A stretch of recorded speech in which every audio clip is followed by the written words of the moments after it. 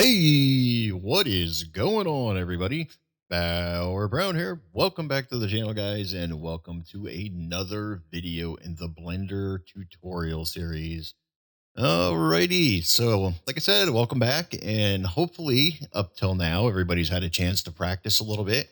Maybe introduce some new objects into your viewport here. You got a chance to play around with extrusion, grabbing objects, making different selections. You get the idea, right? All the basics that we've gone through up until now. You played with some modifiers.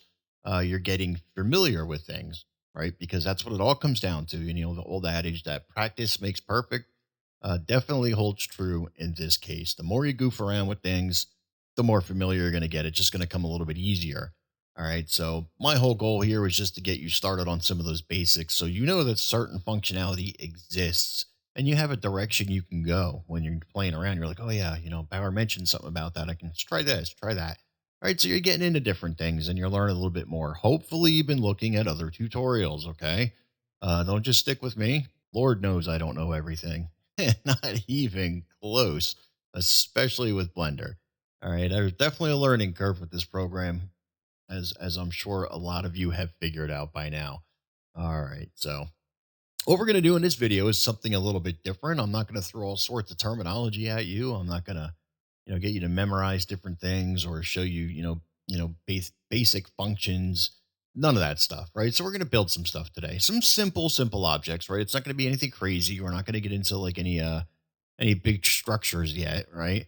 But we will start with some small objects and maybe incorporate some of the things that we've learned up to this point, hopefully. Now, I didn't pre plan any of this, so I didn't practice. All right, first I'm going to do X, Y, and Z, and then we'll build whatever. So I didn't think any of this out ahead of time. Maybe I should have. So this could go either way. This could turn out spectacular, or I could face plant this thing just not working out the way I wanted it to. But that's okay. So we'll wing it. That's usually the way these videos go for me. All right. So what I want to do first is instead of oh, actually, you know what? You know what I want to do first? I want you guys here to go up to edit and go down to preferences. Okay. And mine takes a second or two. I don't know why it does that. Bugging me. Now on the left hand side, you see here, go down to navigation.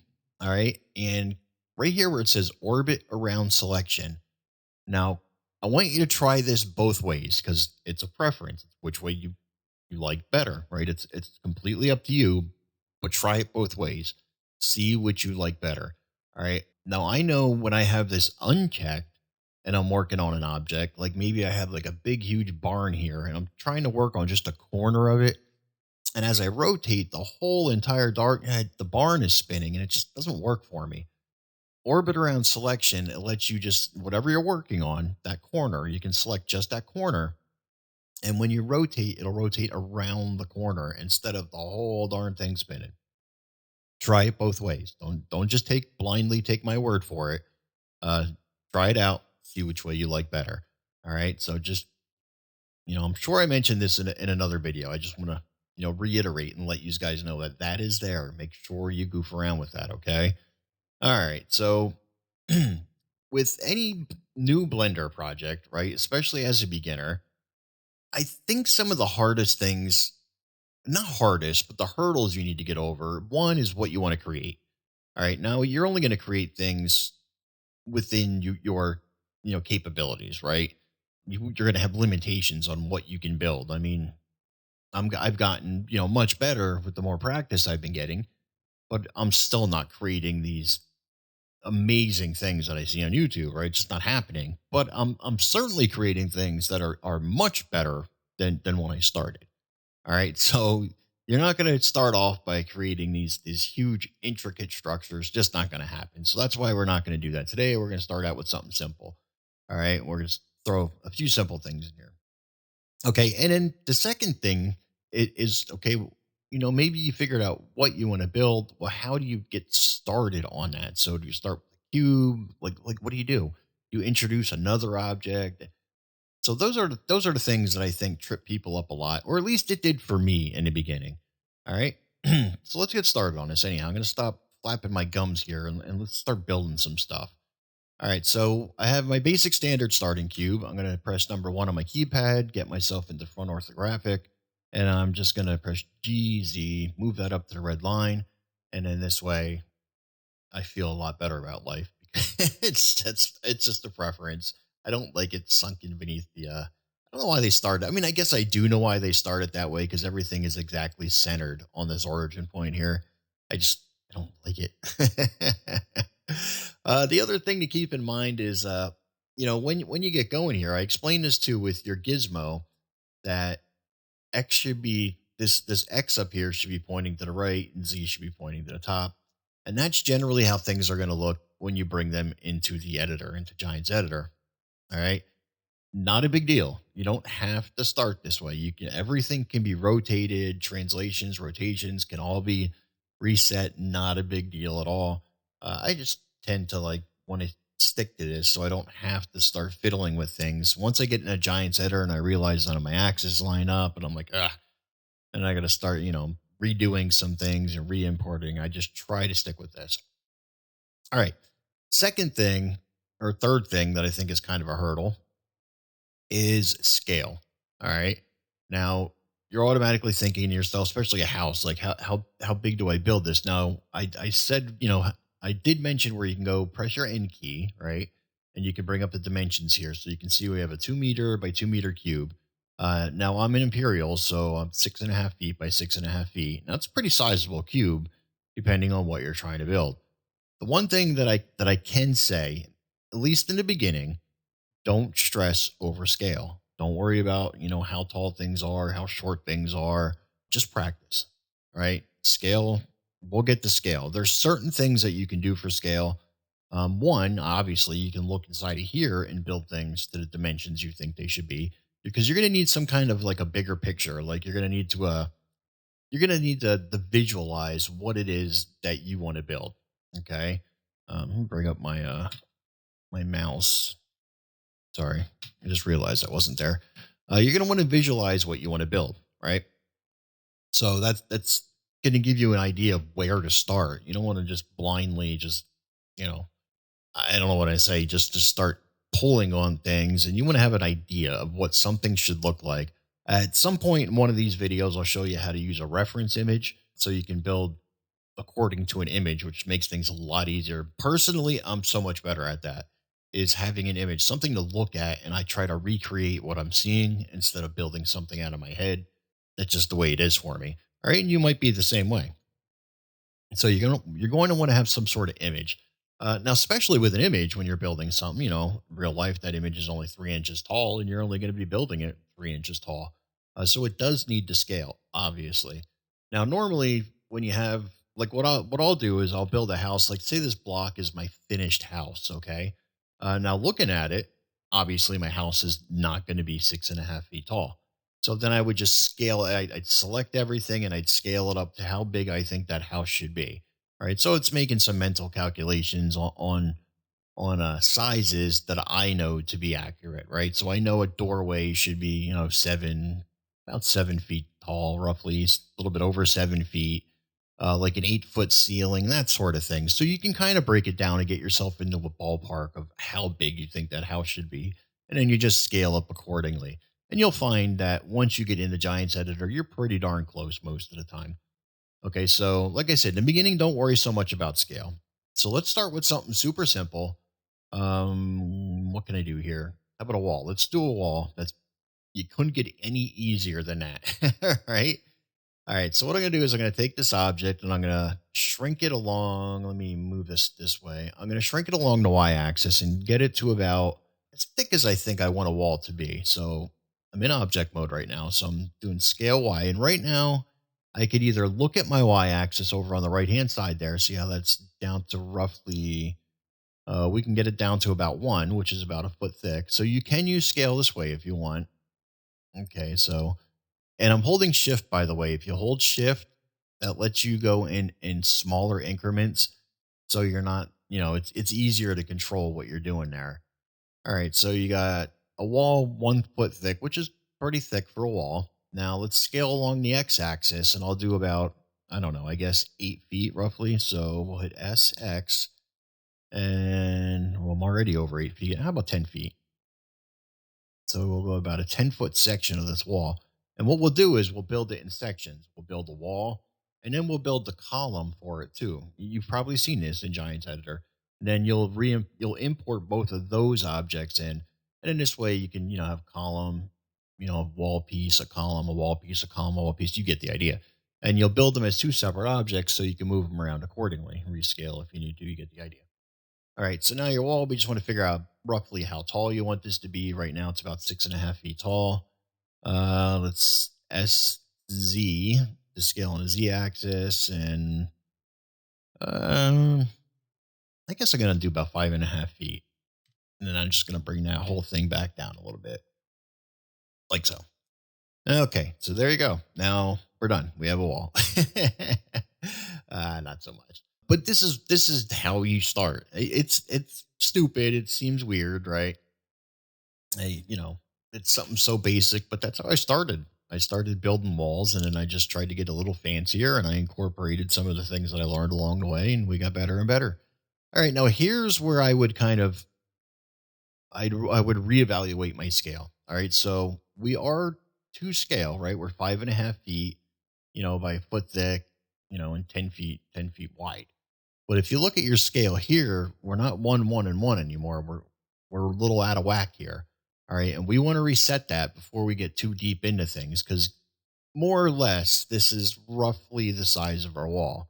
All right. So I want you to control A in object mode. Make sure you're in object mode, control A, and then you're going to reset. I usually reset all transforms, and it just puts, you can do scale because that's all we messed with. So you can reset the scale, and then scale will be down to one, one, and one. All transforms, if you move the object at all, it would snap your origin back to the middle. So if you want to play it on the safe side, you could just do scale. It's not a big.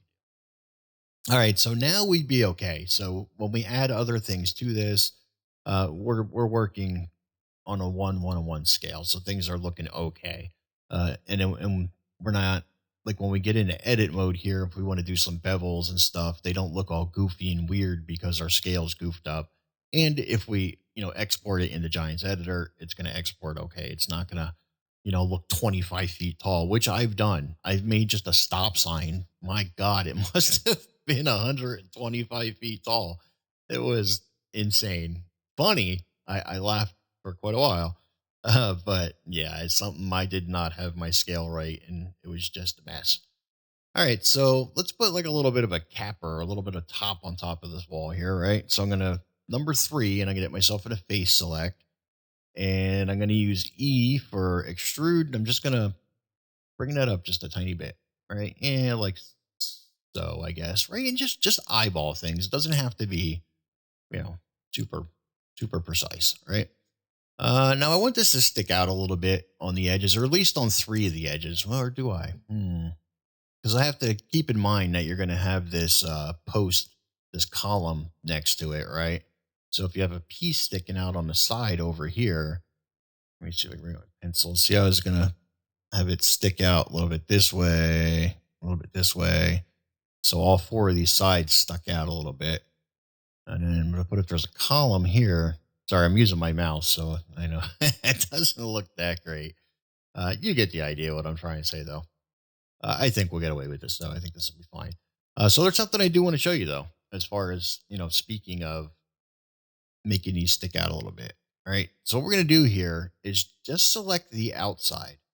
Now, you have options, right? So what you could do, say if you wanted to bring this out a little bit, you can extrude, right? Say we'll bring it out like so far. Now you want to keep tabs on how far you move that. Now, obviously, you're not going to remember 0.092852. That's a little ridiculous. You can copy that if you wanted, or we could just round it down to zero point zero 0.09, right? Ooh, man, even that's kind of far. What did I have that on? 0.09. There we go. So you could round it down to 0.09. All right, but that's kind of the hard way to do it. So let's not do it that way. So that's one option. All right, what I want you to do is just select all the faces around the perimeter here. Okay. So you selected all those.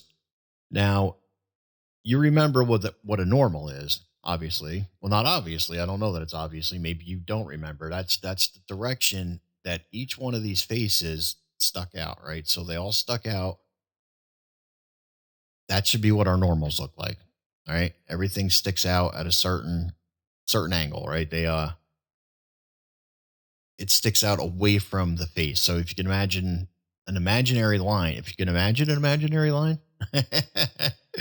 if you can picture an imaginary line, it's a direction that the face is facing. You get it. All right. So select all of those faces around the perimeter of the top of that wall and right click. Okay. Now they have something in here. If you look at extrude, we have extrude faces, which is just our plain old E. We have extrude faces along normals. Click that. Now, as you pull on it, okay, you're not just extruding one. Every one of those is extruding in the direction of the normal. All right. So it's a nice, easy way that you could extrude all four edges evenly, right? So you don't have to remember values. And what's really nice about this too is you have this nice tapered corner on it, right? So it looks like, you used inset or something on it. So it turned out really nice. You didn't have to try to do all these faces individually, and things look hackish and they just don't look good. All right. So, I mean, you can see things are shaping up a little bit better, right? Looks okay for a wall, nothing too fancy. And if you wanted to, if you decided like, oh, I wanted to put a bottom on here too. Maybe I want a concrete runner down here, or something a little bit different. Obviously you can just Control R, get yourself into loop cut. All right, left click, and then just drag that down to wherever you want that runner to be on the bottom of the wall. Okay, and then you have that saved for later. So that could very well easily be your just a plain wall piece if you wanted it to. Now, if you wanted to get fancy, we can, bring up, get into your edge select, hold Alt, your Alt key, and select that top ridge going all the way around the top there. Maybe the bottom one too, and then hit Shift and Alt, and then you can select that bottom edge. Okay, and then we'll Control B, and we'll just put a little bit of a taper. Oh, that's a little bit of a taper. I don't want to get super crazy here. If you want, you can press C for clamp, and this doesn't allow you to pull too far. So you can actually, that looks pretty good. You can do that if you want, right? Now you're starting to have a little bit of a fancy wall. And then when we start applying textures to these things, which we're not going to be doing today, I'm sorry. Maybe we'll do a quick material, but we're not going to get too crazy on textures. We can set up a simple material though. We'll give it a color maybe. All right, so that's kind of it. That would be just like a basic wall piece. All right, now the thing with this wall, if we were to export it right now into Giants Editor, it would rotate just like you see here, right? When you're trying to set this piece down, that its pivot point would be directly in the middle of that wall, and it's not necessarily something you would want to do. All right, because it's just going to goof you up if you try to use like any of your spline tools and stuff like that to set down this wall. It's going to be a mess. I mean, I personally like having mine down like either right smack dab in the edge in the middle, or one of the corners maybe. So what we could do is you're going to move that 3D cursor. Now get yourself into one of your modes. Like this is the front orthographic. I want to get mine. I'm going to move it to the left. I'm going to hit Alt, middle mouse button, and I'm just going to spin it to the right. So I'm looking at left orthographic. Okay. And then what I want to do is I'm going to hover right over the edge, the very bottom edge. I'm going to hit Shift and right click. All right. Now you can see what happened there. That moved my 3D cursor down to the bottom, very corner of that wall right there. Okay. Back in object mode, right click, and I'm going to set origin the 3D cursor. Okay. So now when you export this into the game, that's going to be your pivot point, right? So your wall is now going to pivot, from that 3D cursor right there, from that origin, which is going to make it super easy, when you want to lay these walls down. All right. So that's the very basic wall panel. Okay. Now for this, you could either, slide this out of the way if you want to, and this is going to be kind of up to you how you want to work this. Slide that out of the way. Now you got to watch because you leave your 3D cursor behind, but that's not a big deal. You can see that your point of origin goes with the object, right? So you're okay there. Now from here, keep yourself in object mode because we're gonna actually, you know what I want to do really quick. I want to right click and I want to go down the snap, and I'm going to snap the cursor to world origin. All right. And all that's going to do is it's going to, one, it's going to put my cursor in world origin. But when I bring a new object in, wherever your cursor, your 3D cursor is at, that's where that new object is going to spawn in. All right. And I want it to be, just force a habit. You want it to be at world origin. It doesn't have to be. To me, it makes it a lot easier. Like if you're going to use like some kind of mirror mode or anything like that, just have it start in the center. So I move other objects out of the way and I have it start in the center, which is makes it super easy. Right. All right. So now we can, shift A, bring in another mesh, and we'll bring in cube. Now you can start renaming these if you want. So, I have my cap locks on. Let's get the cap locks off, and we'll name this one. Yeah, we'll just name it wall. I was gonna name it panel, wall panel. All right, so let's go and select our cube here. This is going to be our post. I can rename that right away if I want to. Also, okay. Now we know that our wall here is about a little bit over 5.5 feet tall right now because I put that cap on the top of it. So we're at about 5.5 feet tall. The post, or I'm still looking at roughly, well, now it's 2 feet by 2 feet. And I'm going to shrink that down. I'm going to scale it so it's roughly 1 foot.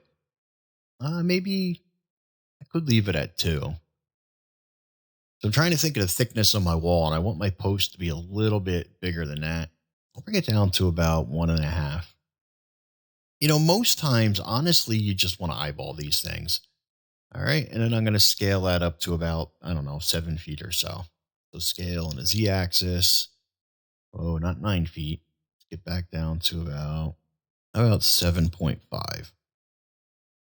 And what you want to do is you want to make things sometimes a little bit taller than what you normally think they should be, because this gives you a little bit of wiggle room if you need to if you need to put things down like into the ground a little bit, or you know what I mean.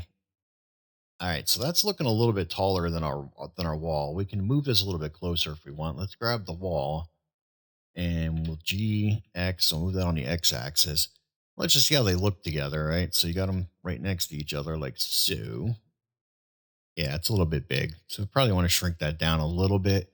And what I was thinking about this lip here, if that was going to interfere when I butt these up against one another, let's see if I can move that in and see how it looks.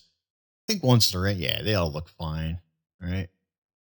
No problemo. I think that'll look just fine.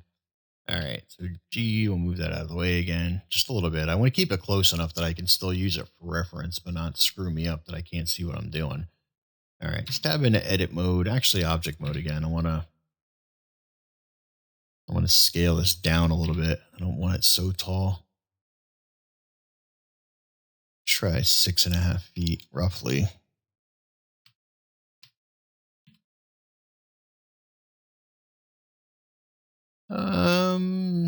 Yeah, I'd say that's a little bit better. Maybe 6 feet because I still want to put a cap on this. So let's go a little bit more. I should have just went with my original instinct.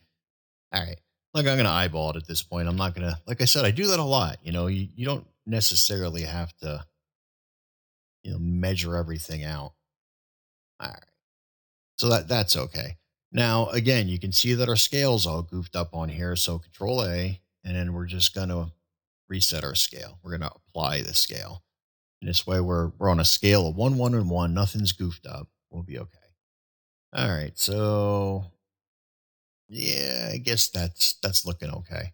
So we're going to do the same thing. I'll tab into edit mode, do the same thing that I did with the wall. And I'm just going to extrude it up a little bit. All right. And think what I'm going to do this time, hmm, I'm going to inset a little bit. Let's hit I to inset. Is that what I want to do? Not sure if that's what I want to do or not. Bring it up a little bit, maybe. Like so. Inset one more time, just actually a fair amount. Bring it up a little bit more. But now what I'm going to do is I'm going to hit scale and I'm just going to drag all four of these corners in like so. Yeah, I don't know. Just playing around, trying to give it a little bit of a different look. Maybe it looks good. Maybe it doesn't. It's a lot of trial and error in Blender too. Lots and lots of trial and error. Now we're going back into face select mode, number 3, and then we're going to grab these same edges like we did before. Okay. And we're going to extrude along the normals. Now it's going to be right click, and you'll eventually remember the shortcut for this. Now this one is weird because it used to be, I think it was A. Was it A? You got to watch because every now and then it changes. I know with when 4.0 Blender 4.0 came out, something changed, and I kept trying to extrude along normals, and things weren't going the way I wanted them to. I'm like, what the hell's going on here? And that ended up being the issue was that they just changed something. They changed the shortcut and it goofed me all up. A lot of times when I'm extruding, let me control Z real quick there, is I'll look at it from the bottom so I can see roughly how far this is sticking out just to see if it's, it's easier to tell if that's the look you're going for or not. And then we can go back into edge select, alt, select that top ring, shift alt, and select that bottom ring. And we could do the same thing we did over here. And we can bevel, we'll clamp it so we can just kind of pull it out like so. Yeah, that'll look all right. That'll be fine. I'm not quite sure about that whole whatever I got going, whatever I got going on up top there. Maybe I'll bevel this top edge also, and even this one. Actually, we'll bevel that. Yeah, that top one isn't going to work quite the same. Let me start with this one. A little bit of bevel on that. I don't know how. I don't know if I can bevel this, to be honest. Let's try. Oh, yeah, I can. And all that's doing is basically giving it more of a rounded top. Yeah, I don't know. Not sure how I feel about that. Not sure how I feel about that one. And if you wanted to, again, like we did, where we have like a bottom runner there, maybe that'll be like a brick wall with a concrete runner on the bottom and a concrete little topper, I guess, a pad if you want to. We could do the same thing here. Control R, we could throw in a loop cut and then bring that. You'd probably want both of them highlighted. Now, see, one of the things too, when you have two other objects going on here and you're in edit mode for the post, you can't see any of your mesh, right? You can't see, your faces and your edges, and you can't see what's going on with the wall. That kind of makes a little bit of a difference there, right? So, what you can do is select your wall and your post, and just tab into object mode and back into edit mode, and then they'll both be highlighted. So now you can see that I'm not quite, if I go in the front orthographic, I'm not quite lined up where I want to be. So what I could do with this selected, I could just simply, since it's already selected, I could just G and then Z because I just want to move it down a little bit. See, now I'm okay moving it like this. Now you do have to watch sometimes when you have other mesh tied into it. There's other faces, there's other edges, stuff like that. Not other faces, but other edges. You're going to start warping your mesh when you start, when you try moving, like a loop cut like that. It doesn't always work out as easily, and then again with this, see, each of these objects are independent. So the wall, if you look at the wall, I have my point of origins right down there on the wall, right there at the edge. So, as I move it, I'll be pivoting this way, up and down. That's in Giants Editor, and that's kind of the way I do it, right? And I usually keep it on the left hand side. For some reason, I always work from left to right, just the way that it goes. Now, with this next one, with the post, now I'm up in the middle here again, and I don't necessarily want that. And now that you can see that my 3D cursor is already at the world origin, and that's where I want the object origin to be, because I want to be able to rotate it, right there in the middle. That doesn't necessarily have to be on one of the corners. So I would just tab in object mode, and then I would set origin to 3D cursor. Okay, and then there you go. So both of our objects are taken care of. They look pretty good. So now where do we want to go from here? Now I thought about just doing a simple wall, and then maybe started, getting into something like a simple, like a fence, something like that, something easy, right? The things that you should be thinking about are, objects obviously that you would find around a farm, right? Uh, with maybe it's a feeding trough. It could be anything from fences to walls to I mean, really, the sky's the limit. But obviously, you want to try. Depends what Maybe you're going for a theme map, so it could be any number of things that you want to build. Honestly, but that's kind of what I try to think of. And things like these now, maybe not necessarily this wall. Now, this wall is going to be reusable over and over and over. Once you apply textures to it and you export it, save it as an i3D, you can use it in any number of map projects. But when you get into things like houses, now I've been working on building separate components, like just a window. Now you got to watch how fancy you get, because, like I said, if we go, let me get in object mode here. I'm going to highlight both of these, the post and the wall together. Not in object mode. There we go. And well, I don't think I even need to be in object mode, but force a habit, I guess. And I'm going to go up here to the overlay menu, and I'm going to turn on my statistics. And honestly, we're not looking too bad, right? So for the entire wall, you're looking at about 76 triangles, which is not bad. And I mean, it's not bad, it's fantastic. So that's good for the two of those. Altogether, 216 triangles, which is not bad at all. That's the other thing to keep in mind too, is when things get exported in a Giants editor, like looking at this wall, this is broken down into quads right now. Okay. Now I can show you what it'll look like in Giants editor. Let's select the wall. All right. Now I'm going to break this down in the tries, and that's what Giants editor will do.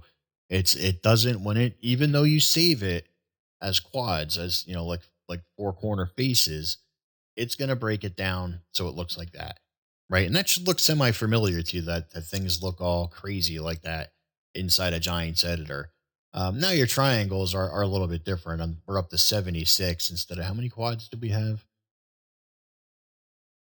No, I guess it's the same, 76 triangles. So it still breaks it down, right? 38 faces altogether.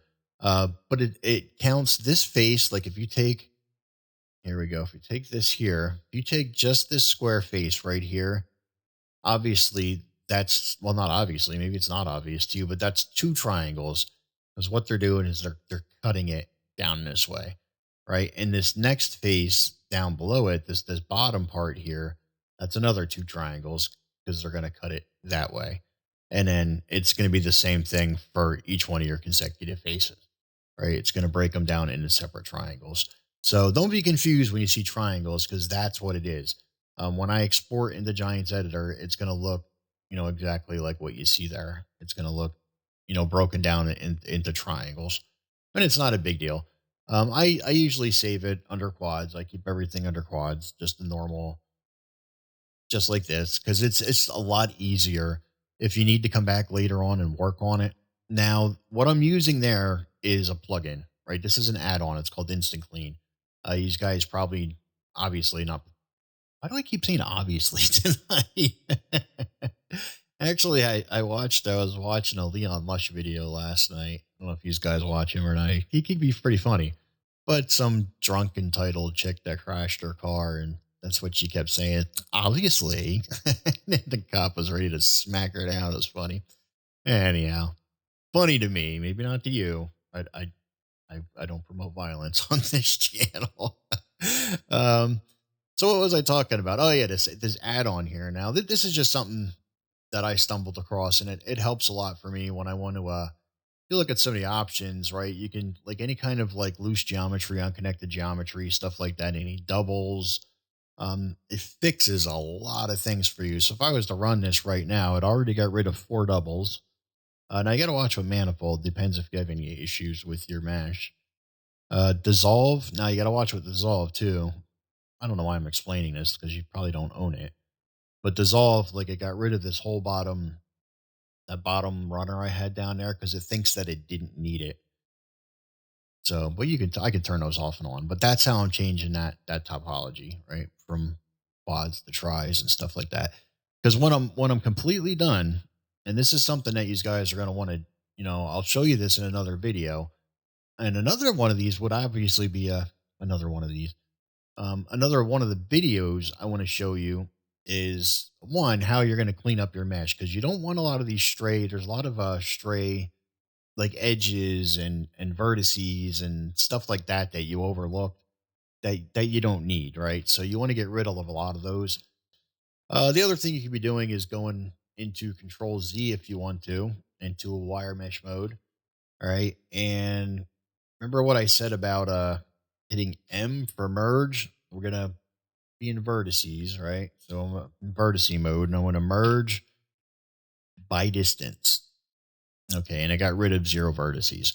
But if you had screwed up, maybe when you were extruding or something like that, like maybe you wanted to extrude this top panel here, and you're like, yeah, that would look good. Let me do a double wall.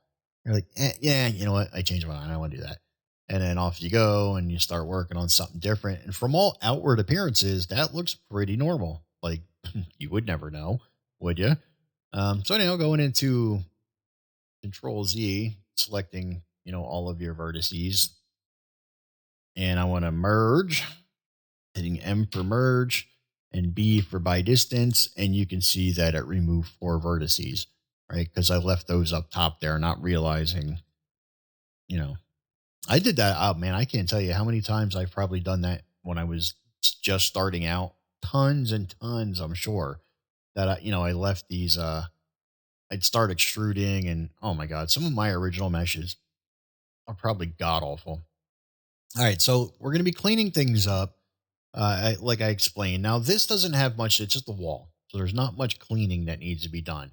But if for some reason, like if you had subdivided along the way, and you had all these extra edges and stuff that you don't really need anymore, cleaning that up, we would just go through, and we would get rid of any stray edges that aren't needed, faces that aren't needed, stuff like that, right? Because all that is extra geometry that you don't need, in your model. The other thing you can do is look at it from the bottom. You select the very bottom faces and delete them because you don't need, nobody sees them, right? You don't need faces on any of these things on the bottom.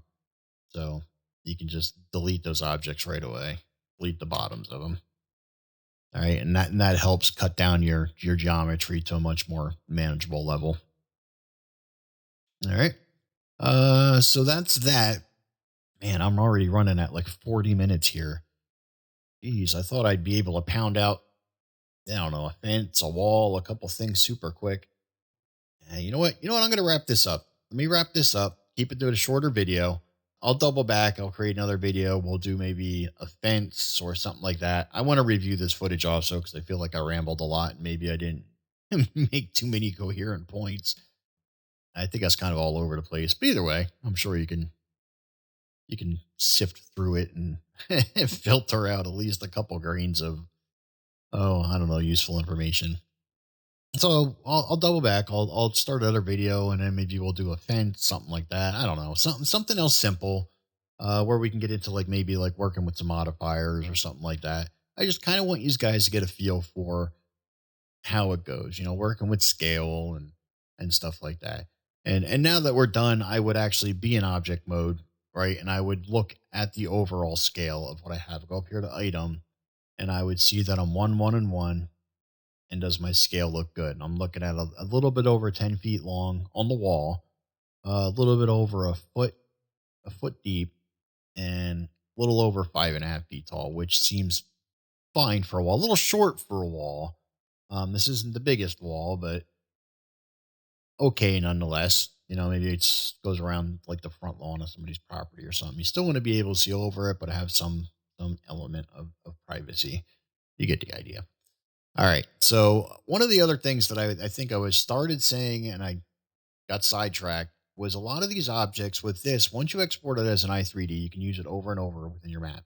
When you get into bigger objects, right? When you start building like houses, like deco houses and stuff like that, you're going to want to build an asset library because you don't want to reinvent the wheel every single time, right? So, like if you build like a really nice window, you're going to want to save that as an asset so you can reuse that in subsequent builds, right? So you can bring that window in. And you don't have to build a a new window every single time, right? You just want to go into your asset library, throw in a door, throw in a window, maybe a couple posts, a railing, and wham, bam, thank you, ma'am. You got yourself, a model. You're ready to go. A lot of people don't do that. They build every single thing all over again every time. Sometimes I do, lots of times I don't. It all depends, right? So you just want to build different objects like a single window, a single door. Sometimes I'll build it as part of a bigger structure. Like I'll have a door, a really nice door. Well, I'll section that out. I'll single it out, right? I'll make it its own object and I'll save it as an asset, right? So it can be part of a bigger build. You don't have to build a single door all by itself just so you can use it as an asset. That could be part of a bigger build. It's not a big deal. I think that's how I got into talking about cutting down on your geometry because you have to watch with stuff like that when you're building doors and windows, like single objects that you really wouldn't think that can really start adding to your geometry, like individual objects like that. When a lot of those things, like windows, can be very easily taken care of, you know, just through texturing. But anyhow, I can feel my throat's getting kind of raw right now. I'm not sure why. Change of the weather, I guess. I'm not sure. But like I said, I'm going to wrap it up. I'm knocking 45 minutes right now, and I'm just starting to ramble, which isn't good. So, with that being said, I'm Bauer Brown. I will see you on the next one.